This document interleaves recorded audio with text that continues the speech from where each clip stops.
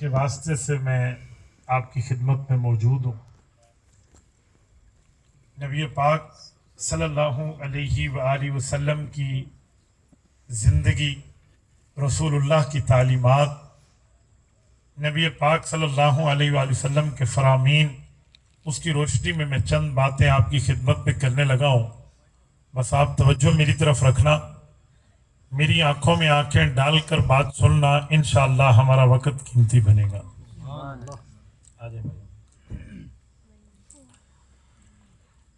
میرے دوستو، اس طرح کے جلسوں کو یوں نہ سمجھیں کہ یہ جلسہ کسی کی کلاس لگانے کے لیے ہے، اس کے خلاف ہے، اس کے خلاف ہے، اس کے خلاف ہے، بلکہ سیرت کے جلسوں کا مطلب ہوتا ہے کہ بندہ اپنے دل کے اندر روشنی رسول اللہ کی تعلیمات کی جلا لے۔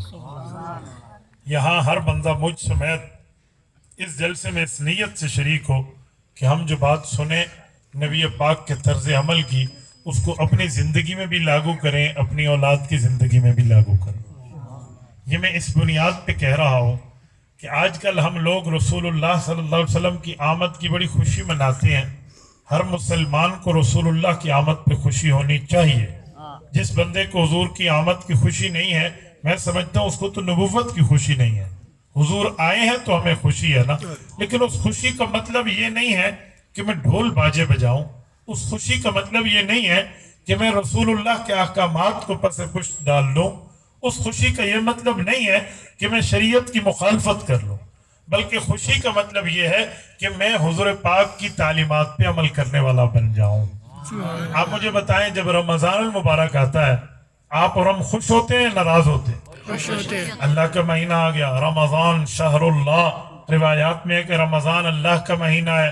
ایک حدیث پاک میں ہے کہ الصوم لی وانا اجزی بیہ، فرمایا صوم، روزہ براہ راست بندہ میرے لیے رکھتا ہے، اس کا بدلہ میں خود ہی براہ راست دوں گا۔ کئی روایات ہے۔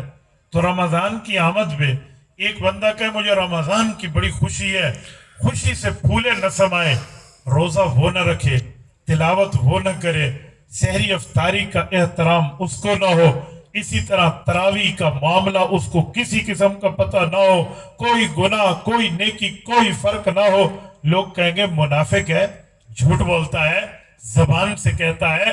اس کو رمضان کی خوشی ہوتی تو رمضان کا احترام تو کرتا، رمضان کی خوشی ہوتی تو رمضان المبارک کے معاملات کے تقدس کا خیال کرتا۔ میرے دوستو، وہی حال ہمارا ہے۔ ہم حضور پاک کی آمد کی خوشی کی بات کر رہے ہیں، لیکن اگر سر سے لے کر پاؤں تک ہم اپنی زندگی کو دیکھیں، حضور پاک علیہ السلام کی تعلیمات اگر نظر آتی ہیں تو اللہ کا شکر کرنا چاہیے، نہیں نظر آتی تو بندے کو اس پر توبہ کرنی چاہیے۔ آج اس پروگراموں کا، ان کیا کہتے ہیں تقاریب کا صرف یہی مقصد ہونا چاہیے۔ ماشاءاللہ اس دفعہ میں دیکھ رہا ہوں ایک گراؤنڈ میں آپ آئے ہیں، پہلے تو ایک تنگ سی جگہ ہوتی تھی، وہاں پر آپ لوگ ہمیں بٹھاتے۔ اللہ پاک مزید آپ کے اس کام کو برکت عطا فرمائے۔ آمین۔ تو میرے دوستوں، میں اب شروع کر رہا ہوں نبی پاک صلی اللہ علیہ وسلم کی تعلیمات کے حوالے سے، تاکہ میں آپ کی خدمت میں اپنی بات کو مدلل مبرہن کر پاؤں۔ دیکھیں، سب سے پہلی اور بنیادی بات، ہمارے نبی پاک صلی اللہ علیہ وسلم جب دنیا میں تشریف لائے تو حضور پاک صلی اللہ علیہ وسلم کا نام رکھا گیا محمد صلی اللہ علیہ وآلہ وسلم۔ یہ نام کس نے رکھا؟ ہمارے نبی پاک کے دادا جان نے رکھا۔ حدیث پاک کی کتاب ہے مستدرک حاکم، اس میں روایت موجود ہے، حضرت رسول اللہ کے نام کے لیے فرماتے لما ولد النبی صلی اللہ علیہ وسلم، جب حضور پاک پیدا ہوئے، سماہ عبد المطلب محمد، حضرت عبد المطلب حضور پاک کے دادا شیبۃ الحمد نے حضور پاک کا نام محمد رکھا۔ تو یہ نام لوگوں نے پہلی دفعہ سنا تو انہیں کہنے لگے فقیل یا ابا الحارث، فرمایا اے حارث کے ابو، ما حملکا الا ان تسمیہ محمدا، کہ آپ اپنے اس پوتے کا نام محمد رکھ رہے ہیں، اس کی وجہ کیا ہے؟ حضرت عبد المطلب حضور پاک کے دادا نے جو جواب دیا ہے، رحیم یار خان کے غیوروں توجہ رکھنا، وہ فرمانے لگے اردت ان یحمدہ اللہ فی السماء ویحمدہ الناس فی الارض، فرمایا محمد کا نام ہے تعریف والا، میری خواہش، میری امنگ، میری امید یہ ہے کہ اللہ آسمان میں اور اللہ والے زمین میں اس کی تعریف کریں۔ حضور پاک کا یہ نام رکھا گیا۔ میرے دوستو، آپ حضور پاک کے اس نام پر غور کریں تو یقین مانیں، جب حضور کا ایک مرتبہ نام لیتے ہیں، 2 مرتبہ ہونٹ ایک دوسرے کا بوسہ لیتے ہیں، 2 مرتبہ ہونٹ ایک دوسرے کا پیار لیتے ہیں، یعنی رسول اللہ کے نام میں وہ چاشنی، وہ پیار، وہ محبت، وہ تعلق، وہ عقیدت، وہ یگانگت، وہ الفت اور وہ معاملے کی مٹھاس بھری ہوئی ہے کہ ابھی نام منہ پہ آئے 2 مرتبہ ہونٹ ایک دوسرے کا بوسہ لے لیں۔ جب ہم ان کے کردار کو، ان کے فرامین کو، ان کی تعلیمات کو، ان کے احکامات کو، ان کی احادیث و فرمودات کو جب ہم اپنی زندگی میں زندہ کریں گے، جب ہم اپنے شب و روز میں زندہ کریں گے، ان کی تعلیمات پہ عمل کریں گے تو ہماری زندگی کتنی محبت سے بھر جائے گی۔ میرے دوستوں، میں ایک جملہ کہنے لگا ہوں، میرے پاک نبی کا نام نامی اس میں گرامی محمد صلی اللہ علیہ وآلہ وسلم ہے۔ حضور پاک کا ایسا نام ہے میرے دوستو، اس نام کا مطلب ہے الذی اجتمعت فیہ صفات المحمود کلھا، جس میں اللہ تعالیٰ تمام اچھائیوں کو، تمام خوبصورتیوں کو، تمام صفات کو، تمام محامد کو، تمام تعریفات کو اللہ جمع کر دے، اسے محمد کہتے ہیں۔ حضور پاک کے صحابہ نے حضور کے اس نام کی اتنی تعریف کی ہے، آپ حیران ہوں گے۔ حضرت حسان ابن ثابت رضی اللہ عنہ پاک پیغمبر کے وہ صحابی ہیں جن کی عمر 120 سال تھی، 60 سال حالت کفر میں گزرے، 60 سال حالت اسلام میں گزارے۔ وہ فرماتے ہیں فَشَكَّ لَهُ مِنْ اسْمِهِ لِيُجِلَّهُ فَذُو الْعَرْشِ مَحْمُودٌ وَهَذَا مُحَمَّدٌ، کہ اے لوگو ہمیں تعارف ہوا ہے کہ ہمارے اللہ صاحب عرش ہے، تو عرش کے اوپر اللہ کا نام محمود ہے اور فرش پر اللہ کے محبوب کا نام محمد ہے۔ فرمایا جو معنی محمود کا ہے وہی معنی محمد کا ہے۔ یہ حمد و تعریف میں الفاظ کے اندر اشتراک رکھتے ہیں، وہ بھی تعریف والا، یہ بھی تعریف والا۔ تو کہا حضور پاک کا نام یہ محمود سے کیسے نکلا؟ تو وہ کہنے لگے فَشَكَّ لَهُ مِنْ اسْمِهِ لِيُجِلَّهُ، کا لگتا تو یوں ہے اللہ نے اپنے نام محمود کے نام سے لفظ نکالا اور محمد بنایا، حضور کو دیا، تو فضل العرش محمود وہذا محمد، عرش والا محمود ہے تو اسی نام سے نکلا ہوا زمین والا محمد ہے۔ سبحان اللہ صلی اللہ علیہ وسلم، حضور پاک صلی اللہ علیہ وسلم کے اس نام نامی، اس اسم گرامی کے اندر رب کریم نے جو چاشنی رکھی تھی، اسی کو تو صحابہ کرام اس الفاظ سے بیان کرتے تھے کہ رب کریم نے اپنے نام سے ایک ٹکڑا نکال کے حضور پاک کا نام دیا ہے۔ میرے دوستوں، میں ایک جملہ آپ کی خدمت میں کہنے لگا ہوں، جب پیغمبر صلی اللہ علیہ وسلم نے مدینہ مکہ مکرمہ میں اعلان نبوت نہیں فرمایا تھا، حضور پاک کی مخالفت ہمیں نظر نہیں آتی، حضور کی مخالفت کوئی نہیں کرتا تھا، بلکہ حضور پاک کا احترام، حضور کا اکرام، حضور کا مقام، حضور کا مرتبہ، حضور کا درجہ، حضور کی حیثیت، حضور کی ویلیو سب کے ہاں مسلم تھی، چاہے اپنے رشتہ دار تھے چاہے غیر تھے، سب کا احترام ہے۔ سب کوئی کہتا ہے یہ صادق ہے، کوئی کہتا ہے یہ امین ہے۔ صادق کا معنی اس کے قریب جھوٹ نہیں جاتا، امین کا معنی اس کے قریب خیانت نہیں جاتی، سچائی بھی اس پہ ختم ہے، امانت بھی اس پہ ختم ہے، دیانت بھی اس پہ ختم ہے، شرافت بھی اس پہ ختم ہے۔ یہ لوگ الفاظ کہتے، بلکہ اپنے بھائی پہ اعتبار نہ ہوتا تو ایک بھائی سونا اٹھاتا حضور کے گھر میں امانت رکھ دیتا، باپ پہ اعتماد نہ ہوتا تو بیٹے مال چھپا کے اپنے ابا سے بچا کے حضور کے پاس رکھ دیتے، ابا کو اولاد پر اعتبار نہ ہوتا وہ اپنا مال حضور کے پاس رکھ دیتے۔ کیا قریشی، کیا ہاشمی، کیا اموی، کیا ادوی، کیا امیہ والے اور کیا بنو تمیم والے، کیا بنو زہرہ والے، کیا بنو مخزوم والے، ایک ایک قوم اور قبیلے کے انعامات، اکرامات، امانات حضور کے پاس پڑی ہوتی تھی۔ آپ حیران ہوں گے، میں نے سیرت کی کتابیں کھنگال ڈالی ہیں کہ کتنے انہوں نے امانتیں حضور کے پاس رکھی ہیں، مجھے اس کا جواب سیرت کی کتابوں میں الفاظ کے طور پہ نہیں ملا، بس بس جہاں ملا یہی ملا کہ سونے چاندی کے ڈھیر تھے، بڑا مال تھا جو حضور کے پاس امانتیں کافروں نے رکھوائی تھی۔ پھر ہجرت کی رات حضور پاک نے سیدنا علی رضی اللہ عنہ کے حوالے کر کے فرمایا تھا صبح لوگوں کو امانتیں واپس کر کے میرے پاس پیچھے چلے آنا۔ تو حضرت علی کو کئی دن لگ گئے تھے، کہتے 12-13 دن حضرت علی امانتیں دیتے رہے۔ تو ان امانتوں کی قیمت کیا تھی، امانتوں کی مقدار کیا تھی؟ میرے استاذ محترم ہیں حضرت عظیم مجاہد نور اللہ مرقدہ مفتی محمود رحمہ اللہ کے ساتھی اور دوست تھے، وہ بتانے لگے ایک مرتبہ ایک انگریز جج سے ہماری گفتگو ہوئی، وہ انگریز جج کہنے لگا تم نے محمدی لا پڑھا ہے، ہم نے برٹش لا پڑھا ہے، کہتے میں نے برطانیہ کا قانون پڑھا ہے۔ تو وہ برلاس انگریز جج کہتا ہے کہ میں نے اپنے لا میں، برٹش لا میں، انگریز کے ماحول میں یہ پڑھا تھا کہ جب مسلمانوں کے نبی ہجرت کر رہے تھے تو جن لوگوں کی امانتیں ان کے پاس تھی اس دھات کا نام سونا اور چاندی تھا، اور ان کا وزن آج کے پیمانے کے اعتبار سے 26 من کے لگ بھگ تھا، یعنی 26 من سونے اور چاندی کے ڈھیر یہ حضور کے قدموں میں ہے۔ حضور ان امانتوں کے امین ہے،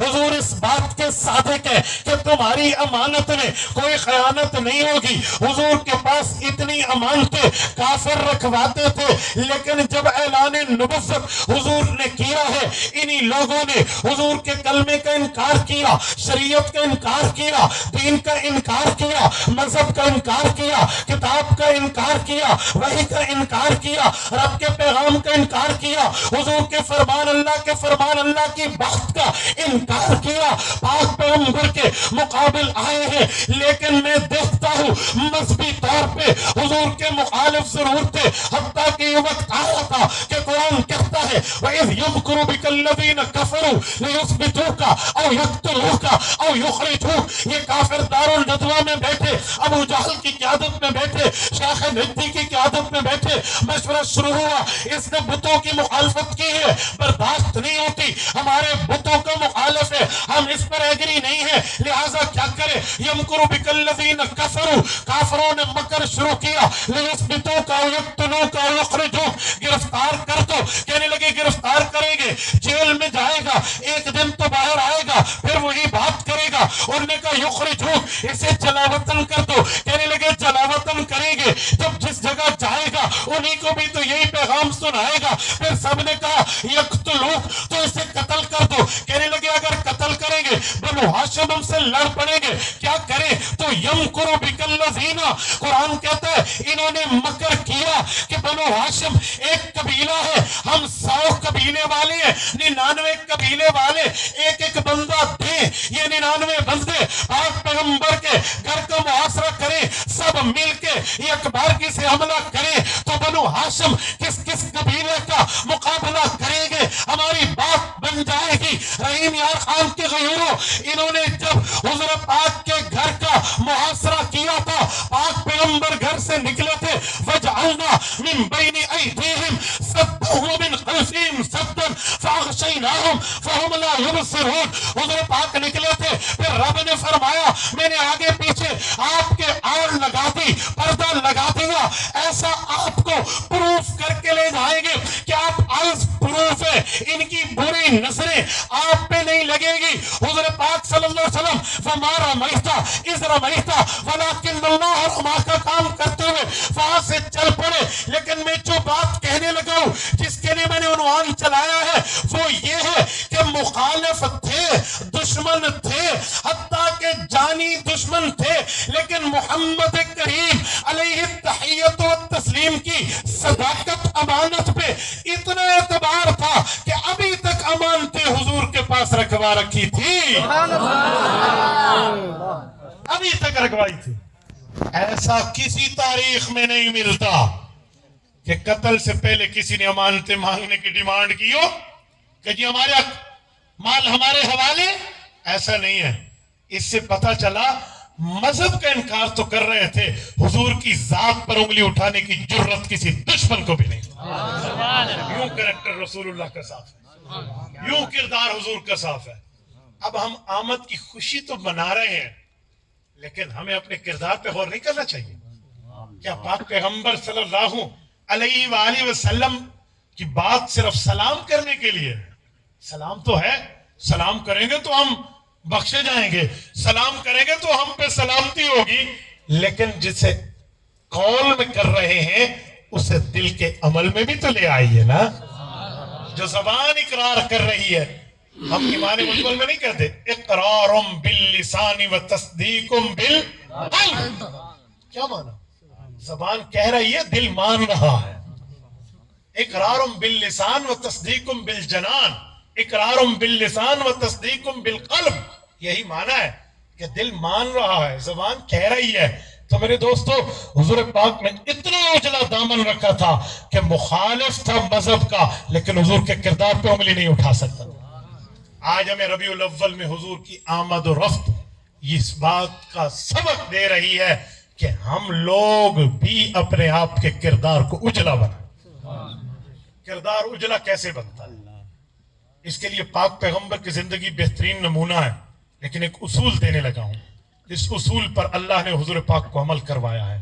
قرآن کہتا ہے وَلَا يَجْرِمَنَّكُمْ شَنَآنُ قَوْمٍ عَلَىٰ أَلَّا تَعْدِلُوا اعْدِلُوا هُوَ أَقْرَبُ لِلتَّقْوَىٰ، فرمائے لوگو تمہاری زندگی بہترین، محجبین، دل نشین، حسین بن جائے گی اگر تم اس اصول پہ عمل کر لو۔ اللہ اصول کیا ہے؟ فرمائے کسی قوم سے تمہاری دشمنی ہو، کسی قوم سے تمہاری مخالفت ہو، کسی قوم سے تمہاری عداوت ہو، کسی لوگوں سے تمہاری نفرت ہو، تو اس کو سچائی تک رکھنا، جھوٹ قریب نہ آنے دینا۔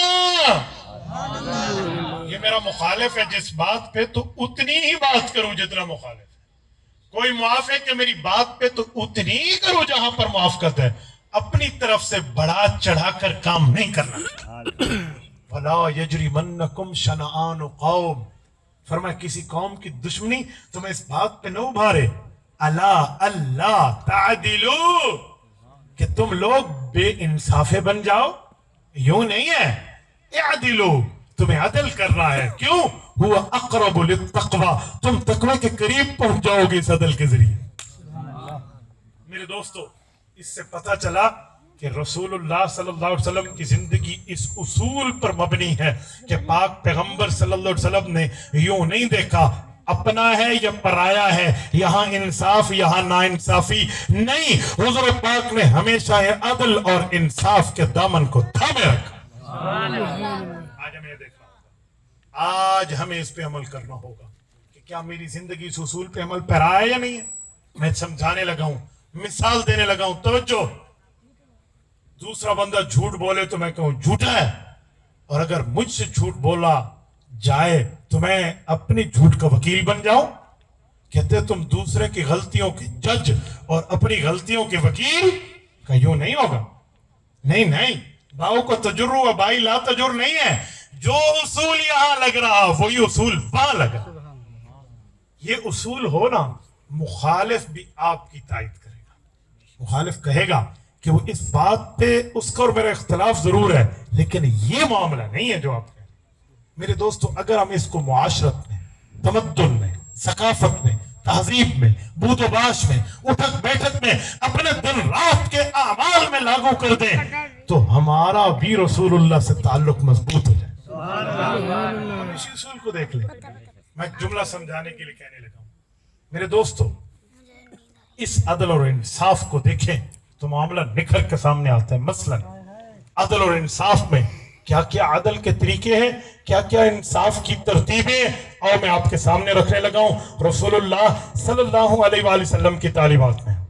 سب سے پہلے دین اسلام کے لیے جس وقت بندے کے سامنے دلیل آ جائے تو اپنی عقل کو چھوڑ کے دلیل پر عمل کرنا لازم ہو جاتا ہے۔ میں معجم صغیر طبرانی سے ایک روایت پڑھنے لگا ہوں۔ راوی ہیں امیر المؤمنین حضرت عمر رضی اللہ عنہ، فرماتے ہیں